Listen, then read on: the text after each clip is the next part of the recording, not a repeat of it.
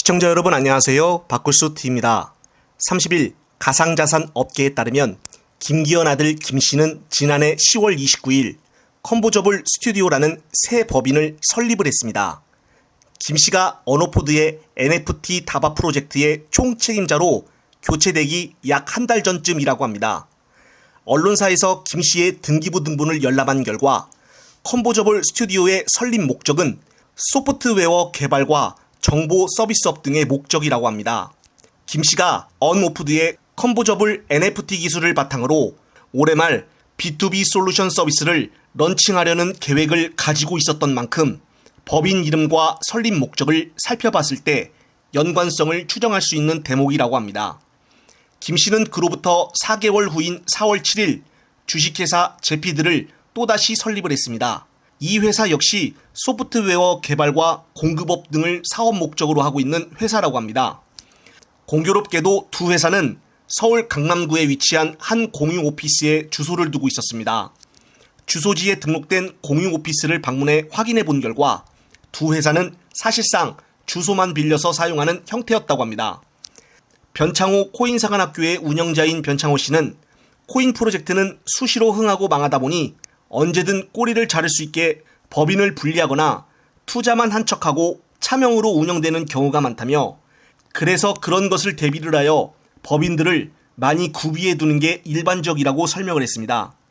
그러면서 추후에 있을 코인 프로젝트를 염두에 두고 법인을 설립했을 가능성이 있을 수 있다고 이야기를 했습니다.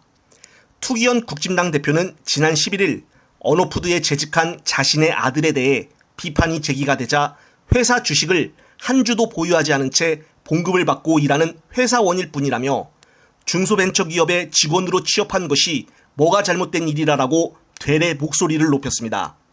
하지만 투기현 대표의 아들은 언어푸드의 프로젝트의 리더이면서 반년 새 2개의 법인을 설립한 기업가였던 셈이었습니다. 울산 땅 투기부터 시작을 해서 고래고기 사건 등 아직 해결되지 않은 의혹들이 무수히 많은데 아들마저 가상화폐로 먹튀하는 의혹까지 있고 이제는 법인회사 2개를 차려 또 무슨 계획을 세우려는 것인지 참 기가 막힐 뿐입니다.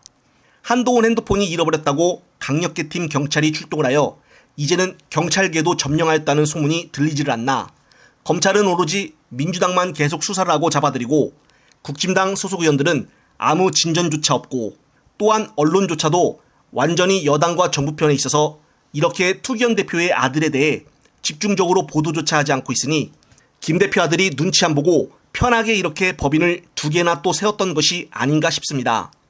경찰이든 검찰이든 서로 간에 다 연관되어 있는데 누가 감히 그들을 막을 수가 있겠습니까? 따라서 가장 중요한 것이 검사 탄핵부터 이루어져야 한다고 봅니다.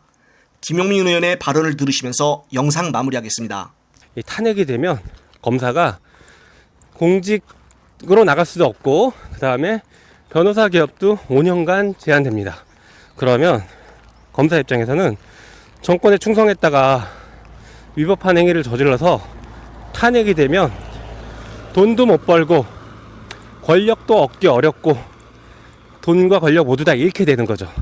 그러니까 검사들 입장에서는 정권에 특히 윤석열 검찰총장 출신의 대통령에게 충성을 할 필요가 없습니다. 게다가 탄핵안이 처리되면 본회의에서 통과되면 대통령 거부권 행사 대상도 아닙니다.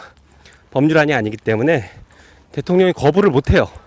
민주당만 결정하면 곧바로 헌재로 넘어갑니다. 그래서 탄핵이 특히 검사 탄핵은 그렇게 어려운 제도도 아니고 그렇게 비상수단도 아니다. 그냥 검찰이라는 특수한 공직사회를 보다 공정하게 만드는 그리고 공직기강을 바로 세우는 일상적인 절차다. 우리 헌법에서 정하고 있는 일반적인 절차다. 이렇게 이해하시면 될 것 같습니다.